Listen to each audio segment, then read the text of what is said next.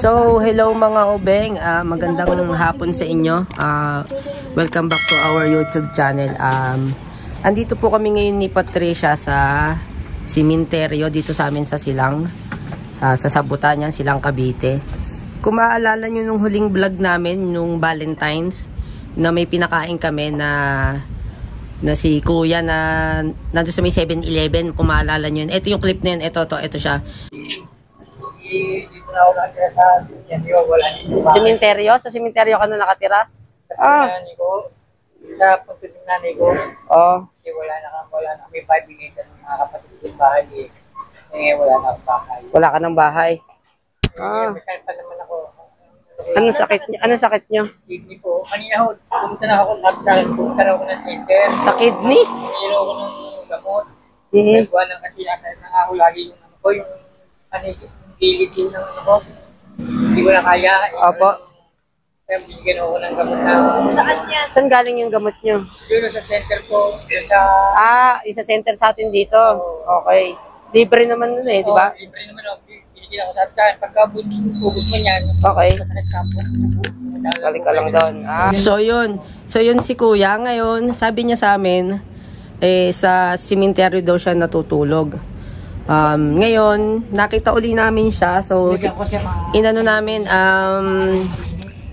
nagpasama kami, sabi namin, Kuya, punta tayo dun sa tinutulugan nyo. So, para makita namin. Ngayon, andito na kami ngayon. So, ito po si Kuya Marlon. Kuya Marlon? Ayan. Ilan taon na po kayo, Kuya Marlon? 45 po. 45, ayan. Kasabag lang ng edad ng nanay ko. So, kayo po ang kung paano kayo napunta rito? Kalibasa po wala na ako ng magulang, nanay, tatay. Kaya po wala na akong natulong sa akin. May kapatid naman po ako, hindi po ako tinutulungan ng mga kapatid ko. Okay po. Alam na ako nandito naman, alam naman nilang nandito ako na ng mga kapatid ko. Opo. Ayaw nila akong patuloyin sa bahay nila na kasi may mga asawa na nga. Ay, kumbaga ako nga po, may asawa, siyempre. Natingin ako ng ID. So, ayan si Kuya Marlon. Bali dito ka ngayon natutulog sa puntod ng Nanay ko, tatay ko ho. ayun, nanay at tatay niya po. Dito siya natutulog. Ito po yung tsura ng tulugan niya, mga ubing. Ayan. Diyan lang siya natutulog sa ibabaw na yan. Ito. So, bali ang nagiging sahig lang niya. Pakita mo lang. Ito. So, ayan lang ang naging sahig niya. Yung karton lang. Yan. Yan, mga ubing karton lang. So, Ito, nilagay na lang yun ito para nilagay niya ng iwas kortina para hindi masyadong malamig. Asan ang kumot niya, Kuya? May kumot po ako dyan na yun po sa bag po. Nasa bag mo. Lumipat lang din pala kayo. Kailan lang kayo lumipat dito, Kuya? Itong ano lang po. Pagka matay ng anak ko, wala na akong matira. Talaga na kumuha sa ng kapatid ko. Okay po. Dito na ako tumigil. Ano po yan? Bawal daw doon matulog yung pakalat-kalat na Sa Dasma? Sa Dasma. Umuwi. Paano po? Ba't may kamag-anak din kayo sa Dasma? Hindi, doon nga, nung ako doon natigil sa anak ko. Okay po. Doon, kung saan lang din ako natutulog na So, bawal. Bawal pakalat-kalat doon na So, dito nyo na lang naisip na tumigil. Kaya ako may dala ng PhilHealth, makita man ako na sabi ko, taga Silang talaga. Yan ka ako. Opo, may ID naman po si Kuya Marlon, nakita namin. May PhilHealth nga po siya Ito yung PhilHealth niya Ayan So, ayan. So, sinabihan namin si Kuya Marlon na Sa kidney? Sakit po. Diba may sakit din po kayo kanyang Kaya po kidney? iniinom ko nga po. Ayan, may sakit pa po si Kuya Marlon na sa kidney. Tapos ang tinutulugan natin yung mga ubing dyan lang. Karton lang po yung kanyang... Iniinom ko gamot na Buti po yung gamot daw niya nakakaano siya na libre sa center na po. So, nabigyan ako sa center nito. Ayan. So, Kuya Marlon, kapag kami tutulungan ka po namin. So, pag may natanggap po tayong blessing yan, galing sa mga subscribers namin, pinapangako po namin sa inyo na bibilhan namin kayo ng kahit na higaan na malambot para hindi po diyan kayo natutulog sa karton kasi pwede po kayo mapulmonya Kaya Marlon, pwede po kayo mapulmonya niyan kasi tapos ito lang po yung harang niya mga ubing, ayan lang talaga Kanina lang po ako nagkarton na Kanina lang kayo nagkakarton? Kanina lang po pero nung mga nakarang araw, tinutulugan niya talagang ito lang sa tiles? Buti na pala kanilang lab, ito, meron siyang yero. Bubong, oo, may yero. So, Kaya minsan pag naambo naampiyasan kayo. Pinupuntahan ko agad yung mga gamit. Yung mga gamit, tinatakluban ko na lang na ano. Okay Basta po. mabasa yung gamit. Opo. Okay lang ako na ano dyan. Walang problema. Huwag lang ako mabasa. Ano. Kaya ngayon nga iniisip ko, sabi ko, paano pag malakas po yung ulan? Siyempre, aampiyas yan dito sa inyo. Ngayon, siyempre ngayon summer, hindi pa yan sa ngayon. Paano pag umuulan na? Maganda niyan, makalipat kayo kung sakaling ano.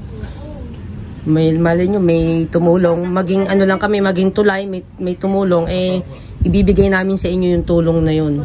Kasi kailangan na kailangan nyo. Nagiging tulay lang kami. Kapag meron po sa mga subscribers.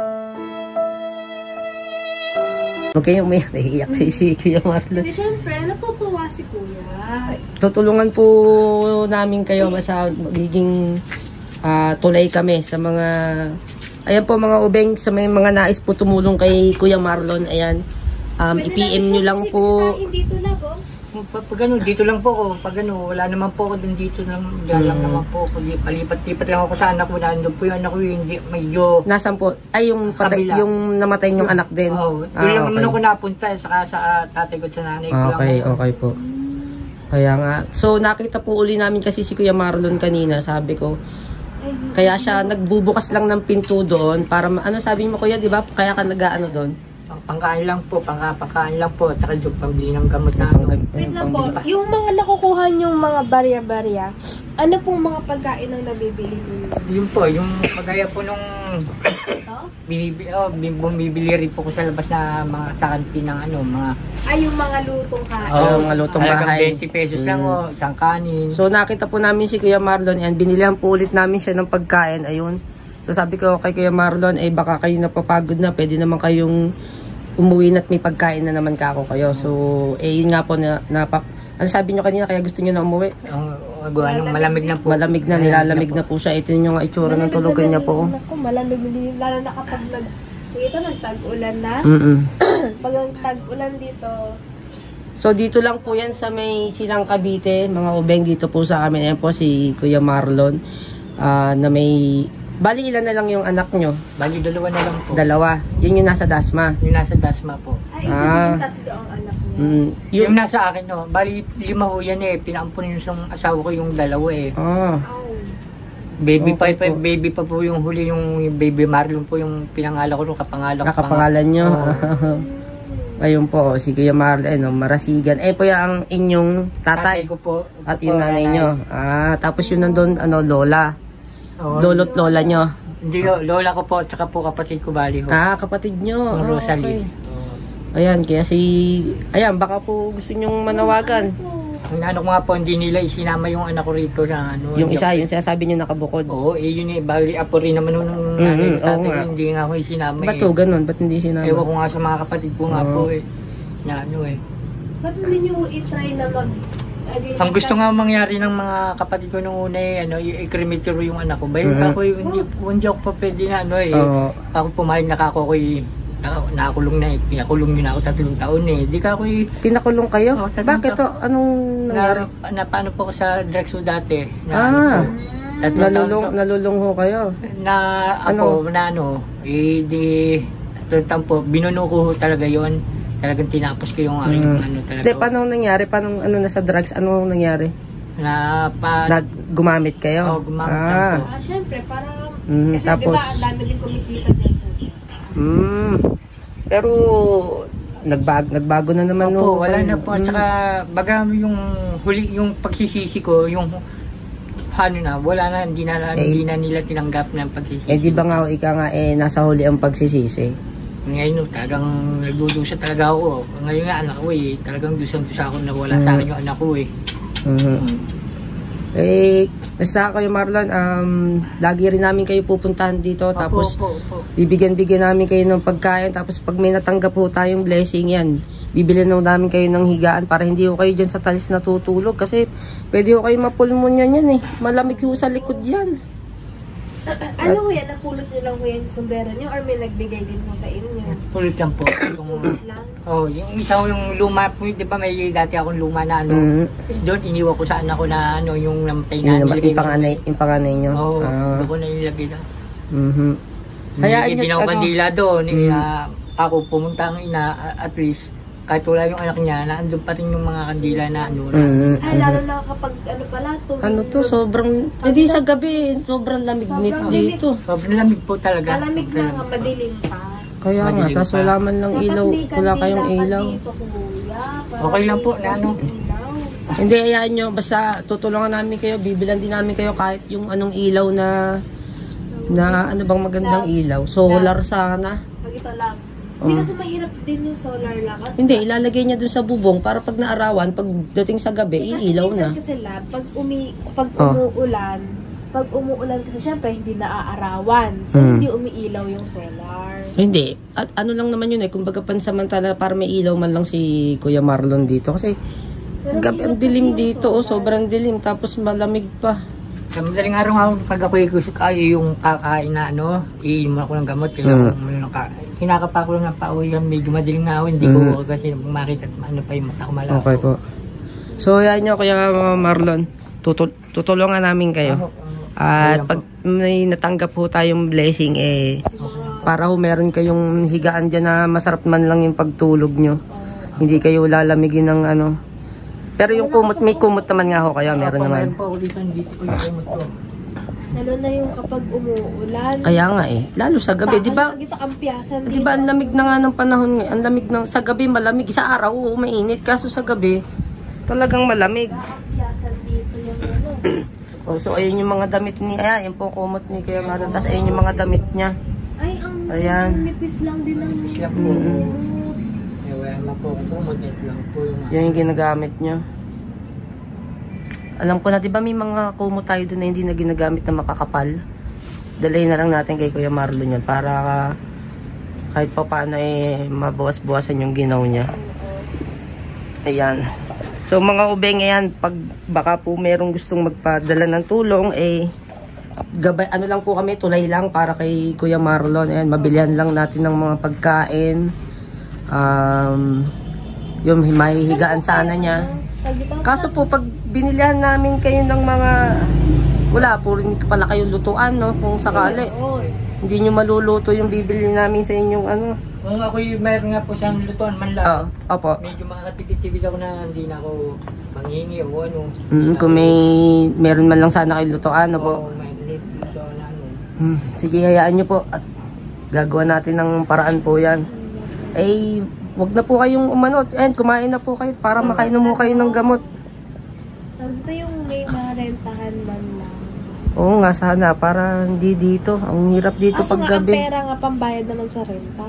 Ayun nga, hindi. Kaya nga, sana meron tayong may mabait na puso dyan na makatulong kay Kuya Marlon. So, ayan. Babalikan ka namin, Kuya Marlon, ha? Talaga lang meron po kaming lakad ngayon, Baka po mamaya. At Baka mamaya, lab. hindi ko masasabi kasi baka gabihin tayo, di ba? Last night na okay. Kundi po mamaya mabalikan namin kayo, baka po bukas para Wala po problema dito. padadalhan po lagi namin kayo ng pagkain para at least man yun man lang makatulong po sa inyo. Opo. Para Okay po kay Marlon? Opo. Opo. Marlon. Wala po kayong gustong panawagan, gustong Hindi na po. Yung araw nito, buwan birthday ng anak ko. Hindi, kaya hindi ako malis dito, buwan hinihintay ko sila yung mga anak ko. Pupunta po dito. Na ang usapan. Pero alam po nila na nandito kayo. Alam po nila na nandito ako Sa- na hindi ako alis sa may puntod ng lola mo, doon ako maghihintay. O kaya 7-Eleven pag wala ako doon. Opo, doon sa may 7-Eleven. Hindi naman ako dumating na kahit yung ina. Okay po. Sige po. At babalikan namin kayo. Pangako po namin yan. Hindi na po, wag nyo na po kami hatid. Sige na po, okay lang po kami. Kaya naman po namin. Okay lang po yan. So ayun mga ubeng, pinabalik na namin si Kuya Marlon dun sa tulugan niya. Sa puntod ng kanyang magulang at lola. Marasi. Oo. So sabi ko sa kanya, babalikan namin siya, gagawa na kami ng paraan para matulungan siya kahit man lang sa pagkain. Ayan, pero kung meron pong gustong nais tumulong para mabilihan lang po siya ng mga kailangan niya, like damit. Sabi niya nga kung pwede raw makabili ng lutuan para mas malaking tipid daw niya. Ayun, so siguro kahit yung yung gasolito siguro or ano ba maganda. Basta po yung gusto niya, yung basta kahit may lutuan man lang siya. Kahit yung pasimple-simple lang yun. Oo, para daw po makatipid siya. Siyempre pag nakabili po siya ng bigas, kasabi natin 1 kilo, tapos may pambili siya ng ulam, mga sardinas, pwede na po namin siyang madalhan ng mga ganun kasi makakaluto siya. So yun, sana po meron pong mabait na puso dyan na gustong tumulong kay Kuya Marlon. Naging tulay lang po kami kasi naawa po talaga kami ni Patricia sa kanya. Nung una po kasi sabi niya talaga wala na po akong bahay. Syempre kami nga ni Patricia, kahit yung bahay namin hindi tapos, maswerte kami kasi masarap maganda yung tulugan namin, nakakakain kami ng 3 beses. Si Kuya Marlon, kung hindi siya magbubukas ng pinto dun sa 7-Eleven para kung may gustong magbigay, nasa sa tao pa yung magbibigay o wala, di pag nakaipon nga raw siya, yun, hindi siya bibili ng pagkain. Paano kung walang magbigay, hindi siya makakakain. So ayun lang. So yun lang mga obeng, sana merong